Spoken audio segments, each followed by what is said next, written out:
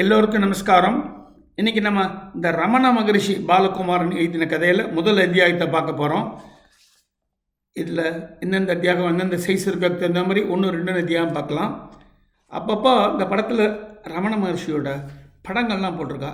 அதையும் if it's very relevant sometimes அதையும் உங்களுக்கு நான் இந்த வீடியோவில் காட்டி ஷேர் பண்ணிக்கிறேன். ரமண மகரிஷி அத்தியாயம் 1. வானம் முழுவதும் நீல நிறம் மின்னிற்று. மிக துப்புரவாக இருந்தது. மேல் மாடியிலிருந்து வானத்தை பார்க்க உலகத்திலேயே மிக பிரம்மாண்டமான விஷயம் இந்த வானம்தான் என்று தோன்றியது. மலையோ மடுவோ ஆறோ கடலோ மிருகமோ பறவையோ அதிசயம் இல்லை. பூமியினுடைய அதிசயம் இந்த வானம். மேகமே இல்லாத நீல நிற வானம். இது சொல்ல முடியாத பிரம்மாண்டம். அந்த வானத்தை பார்த்ததும் வெங்கட்ராமனுக்கு மெல்லியதாக சிரிப்பு வந்தது. நண்பனை பார்த்து எப்படி சிரிக்க முடியுமோ அப்படி அவன் வானம் பார்த்து சிரித்தான். பூமி மனிதர்களுடைய இடம், வானம் கடவுளுடைய இடம். நாயன்மார்களுக்கு மலை உச்சியிலோ கடல் மீதோ கோயில் சுவரிலோ கோபுரத்தின் உச்சியிலோ சிவபெருமான் காட்சியளிக்கவில்லை. வானத்தில்தான் ரிஷபரூடாக சிவன் காட்சியளித்திருக்கிறார். எனவே வானம்தான் சிவம், சிவன்தான் வானம். இறைவன் அசையாதது, எங்கும் நிறைந்தது, எல்லாமும் ஆனது. பூமி அசைவது, அசைவில்தான் சக்தி. எல்லா கிரகங்களும் அசைகின்றன. அசைகின்ற எல்லாமும் சக்தி, அசையாதது சிவன். 63 நாயன்மார்களுக்கும் சிவன் காட்சி அளித்திருக்கிறார். மிக பிரியமாக இருந்திருக்கிறார். கண்ணப்பரின் கையை பிடித்து நில்லு கண்ணப்பா என்று கொஞ்சி இருக்கிறார். இயற்பகை நாயனாருக்கு வானம் முழுவதும் நிறைந்தபடி காட்சி அளித்திருக்கிறார். திருநீல கண்ட குயவனாருக்கு காட்சியளித்த போது ஊர் மக்கள் அத்தனை பேரும் பார்த்தார்கள். சுந்தரருக்கு உதவி செய்திருக்கிறார். திருஞான சம்பந்தருக்கு அமுது வழங்கியிருக்கிறார். போர் வீரர்களுக்கு காட்சி அளித்திருக்கிறார். சூதாடுபவர்களுக்கு துணை செய்திருக்கிறார். கையால் தவழ்ந்த கையிலே ஏறிய காரைக்கால் அம்மையாருக்கு திருவாலங்காட்டில் கால் தூக்கி நடனமாடியிருக்கிறார். இறைவனை காண்பது கடினமல்ல, எளிது. ஆனால் ஒரு விஷயம் செய்தே ஆக வேண்டும். கடவுளே கதி என்று இறுக பிடித்து கொள்ள வேண்டும். வேறு எதுவும் முக்கியமில்லை. நீயே எல்லாமும், உனக்காகவே என்னுடைய எல்லாமும் என்று தீர்மானமாக இருக்க வேண்டும். நெல் முனை அளவும் மாறாது அவரையே உள்ளுக்குள் ஆராதித்து கொண்டிருக்க வேண்டும். அப்படி இருந்தால் ரிஷபரூடராக நிச்சயம் சிவன் காட்சி அளிப்பார். என்னால் அப்படி இருக்க முடியுமா? எல்லாமும் விட்டுவிட்டு கடவுளே கதி என்று இறுகி பிடித்து கொள்ள முடியுமா? முடியும் என்று தோன்றுகிறது. ஆனால் பயமாகவும் இருக்கிறது. கணக்கு பாடம் எழுத வேண்டும், ஆங்கிலம் மனனம் செய்ய வேண்டும், கால்பந்து விளையாட வேண்டும், மாரியம்மன் கோவில் தெப்பக்குளத்தில் நீச்சல் அடிக்க கூப்பிட்டு இருக்கிறார்கள், அங்கும் போக வேண்டும். கபடி ஆடிவிட்டு நீச்சலா, நீச்சல் அடித்துவிட்டு கபடியா, தீர்மானம் செய்ய வேண்டும்.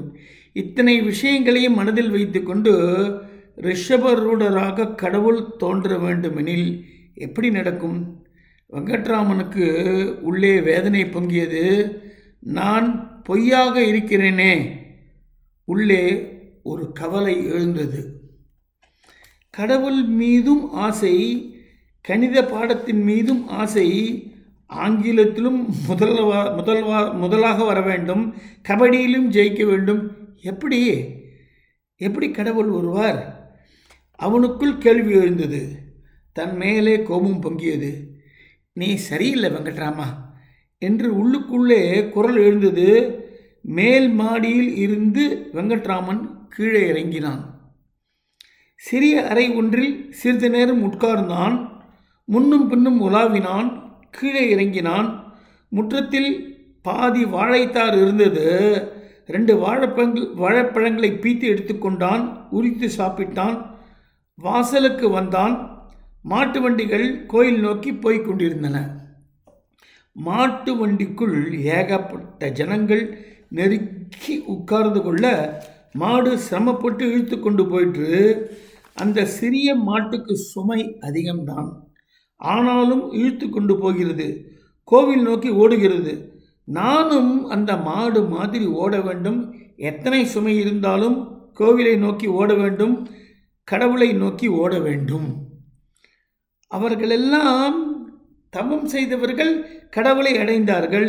நீ நன்றாக தின்றுவிட்டு ஆனந்தமாக உறங்குகிறாய். இடி இடித்தாலும் எழாத கும்பகர்ண தூக்கம். உன்னால் எப்படி தவம் செய்ய முடியும்? அண்ணா அடிக்கடி இப்படி கேலி செய்வான். போதும், கடவுள் அப்புறம் பார்த்துக்கலாம், இப்போ படி என்று கட்டளையிடுவான்.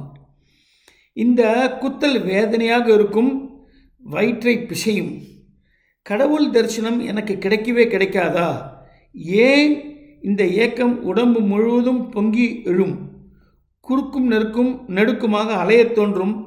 எங்கேனும் கால் போன போக்கில் போகிவிடலாமா என்று வேகம் எழும்.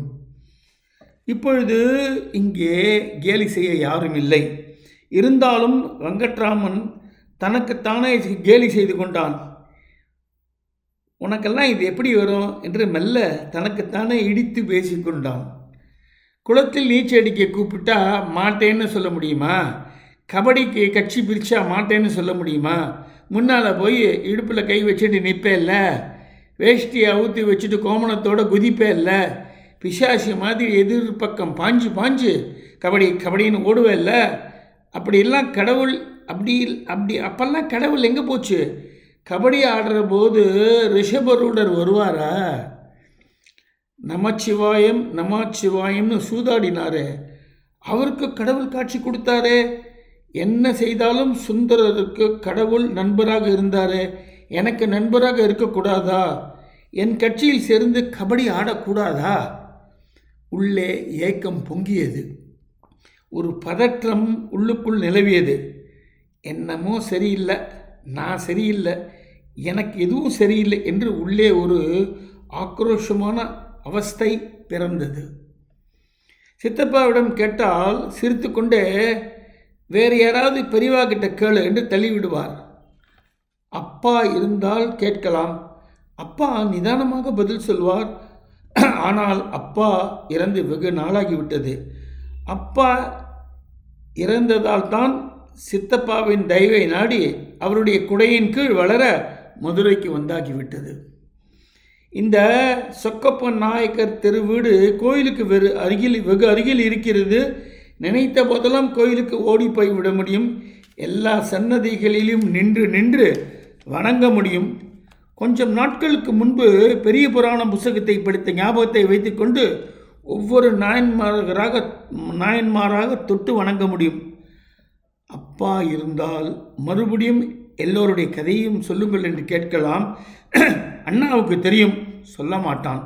சித்தப்பாவுக்கு தெரிந்திருக்கக்கூடும், ஆனால் எனக்கு வேலை இருக்கடா குழந்தை என்று நகர்ந்து விடுவார். கடவுளை பற்றி சொல்லிக் கொடுக்க யாரும் இல்லை. இது சொல்லிக் கொடுத்து வராது என்று அண்ணா சொல்லியிருக்கிறான். தானாகவே வர வேண்டும் என்று சித்தப்பாவும் சொல்லியிருக்கிறார். கடவுள் விஷயம் பேசுகிற போது அண்ணா எல்லாம் தெரிந்தவனாக சித்தப்பாவுடன் பேசுவான். வெங்கட்ராமனை லட்சியம் செய்ய மாட்டான். உனக்கெல்லாம் இது புரியாத விஷயம், மிக உயர்வான விஷயம் என்று அவனை நகர்த்தி விடுவான். இருந்தாலும் அண்ணா பேசுவதை வெங்கட்ராமன் விடாது கேட்பான். மறுபடியும் ஞாபகம் வைத்துக் கொள்வான். அப்பா இறந்ததுதான் வாழ்க்கையில் மிகப்பெரிய நஷ்டம். குடும்பம் காணாமல் போயிற்று, வீடு குலைந்து போயிற்று. அம்மா ஒரு பக்கம், தங்கை ஒரு பக்கம், தம்பி ஒரு பக்கம், அண்ணாவும் வெங்கட்ராமனும் ஒரு பக்கம் என்று பிரிந்தனர். உன்னை வளர்க்குறது என் பொறுப்பு, தயவு செஞ்சு என் பேச்சை கேளு, கணக்கு போடு என்று அண்ணா அதிகாரமாக, அதே நேரத்தில் கெஞ்சலாகவும் பேசுவான். வேதனையாக இருக்கும். கணக்கு படத்தின் மீது வெறுப்பு வரும். கோயிலுக்கு ஏதோ ஒரு மாலை மரியாதை மேலதாளத்தோடு போகிறது, கொஞ்சமாவது அசைய வேண்டாமா? இப்படி தூங்குறியேடா?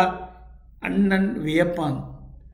குழந்தை தானே, தூங்கிட்டு போகிறான், சித்தி ஆதரவாக பேசுவாள். இவனுக்கு தபஸ் பண்ணணும்னு ஆசை, இவன் தபஸு இப்போதைக்கு தூங்குறது தான் என்று மறுபடியும் அண்ணன் குத்தி காட்டுவான். அவமானமும் துக்கமும் பொங்கும். ஏன் இப்படி தூங்குகிறோம் என்று வேதனை வரும். அப்பா இருந்தால் இந்த தூக்கம் இல்லாமல் இருப்பதற்கு என்ன வழி என்று தெரிந்து கொள்ளலாம். இவர்களை கேட்டு என்ன பயன்? நாம முயற்சி செய்ய வேண்டும். நாயன்மார்கள் எல்லாம் யாரை கேட்டார்கள்? கடவுளை பற்றி எங்கு அறிந்தார்கள்? தானாக தெரிந்து கொண்டதல்லவா? அப்படி தானாகத்தானே முயற்சி செய்ய வேண்டும். வேகமாக தாவி படியேறினான். மேல் மாடியில் உள்ள சிறு அறையில் போய் உட்கார்ந்து கொண்டான். படபடப்பு அடங்கும் வரை வெறுமன சுவரை பார்த்து கொண்டிருந்தான். இப்பொழுது என்ன யோசிக்கிறது மனது என்று தன் மனதை பார்த்தான். அப்பாவை யோசிக்கிறது. அப்பா எப்படி இருந்தார்? மறுபடியும் நினைவுக்கு கொண்டு வந்தபொழுது அப்பா நடந்ததும் நின்றதும் பேசியதும் ஞாபகம் வராமல் படுக்கையில் கிடந்ததும் தன்னை நோக்கி கை நீட்டியதும் தான் ஞாபகம் வந்தது. அப்பா மரணப்படுக்கையில் இருக்கிறார் என்று சுற்றி இருந்தவர்கள் பேசிக்கொண்டார்கள். குசுகுசுப்பாக பேசினாலும் அது வெங்கட்ராமன் காதில் விழுந்தது. அப்பா இறக்கப் போகிறார் என்ற எண்ணம் அவனுக்கு திகிலூட்டியது. அப்பா அவன் கைகளை இறுக பிடித்து கொண்டார். அவனை உற்று பார்த்தார். அவனுக்கு அழுகை பொங்கியது. அவனை மெல்ல அணைத்தபடி உறவினர்கள் வெளியே வந்தார்கள். அப்பா கை பொத்தென்று படுக்கையில் விழுந்தது மட்டும் கடைசியாக பார்த்த ஞாபகம் இருக்கிறது. தொந்தரவு பண்ணாதே, இருக்கட்டும் என்று அவனை வெளியே உட்கார வைத்தனர். அடுத்த அரை மணியில் அப்பா இறந்து விட்டதாக அறிவித்தனர். நடந்ததெல்லாம் கண்ணை கட்டி காட்டில் விட்டார் போல இருந்தது. சுற்றி இருந்தவர்கள் வேகமாக செயல்பட்டார்கள். அப்பாவின் இறப்புக்கு காத்திருந்தவர்கள் போல பலர் ஓடி வந்தார்கள். மூங்கில் ஓலை எல்லாம் தயாராயிற்று. வீட்டினுள் பெரிய அழுகை சத்தம் கேட்டது. இவன் ஓடி போய் பார்த்தான். அம்மாவை கட்டி கொண்டான். அவனும் அழுதான். மறுபடியும் வெளியே வந்தான். அப்பாவை அடுத்த 3 மணி நேரத்தில் தூக்கிவிட்டார்கள். அண்ணாதான் ஈரத்துணியோடும் நெருப்பு சட்டியோடும் முன்னே போனான். இவனை தடுத்து விட்டார்கள். தகனம் பண்ணிட்டேண்டி, சுந்தரத்தை தகனம் பண்ணிட்டேண்டி என்று சித்தப்பா பெரும் குரலில் அழுதார். அந்த அழுகுரல் மறுபடியும் மனதிற்குள் ஒலித்தது. துக்கம் பொங்கியது. கண்களில் நீர் கோத்தது. இறந்து போதல் என்றால் என்ன? அப்பாவை எப்படி தகனம் பண்ணி இருப்பார்கள்? நெருப்பு மூட்டி எரித்தால் வலிக்காதா? ஏன் வலிக்காமல் போயிற்று? எது இருந்தால் வலி, எதை இழந்தால் மரணம் என்று தன்னைத்தானே உற்று பார்த்தான். எது இருக்கிறது உள்ளே என்று மெல்ல தேடினான். இறந்து போதல் என்றால் எது வெளியே போக வேண்டும் என்று மறுபடியும் ஆராய்ந்தான். இப்படி உட்கார்ந்து பார்த்தால் தெரியுமா? இறந்து போனால் தானே தெரியும். மிகப்பெரிய அறிவாளிகள் கூட மரணம் பற்றி பேச யோசிக்க விரும்ப மாட்டார்கள். 16 வயது வெங்கட்ராமன் அதை அறிய விரும்பினான். பளீரென்று ஒரு பயம் வந்தது. செத்து போய்விடுவோமோ? உடம்பு ஆரோக்கியமாக இருந்தாலும் பயம் பதற வைத்தது. பரவாயில்லை போ. அவன் மரணத்திற்கு தயாரானான். இதோட இந்த ஃபஸ்ட் சாப்டர் முடியுது. இந்த இடத்துல அவரை பற்றி சின்ன ஃபோட்டோவில் இது மாதிரி ஒரு அழகான ஒரு ஃபோட்டோ ரமணாரை பற்றி வந்திருக்கு. நான் சொன்ன மாதிரி ஒரு வாரம் நிதானமாக ஒன்றா படிக்கலான்னு ஆசைப்பட்டு ஷேர் பண்ணுறேன். வழக்கம் போல் நீங்களும் அதெல்லாம் நன்றாக ரசித்து கேட்பீர்கள் நம்புகிறேன். உங்கள் நண்பர்களோடையும் நீங்கள் ஷேர் பண்ணிக்கலாம். தேங்க்யூ.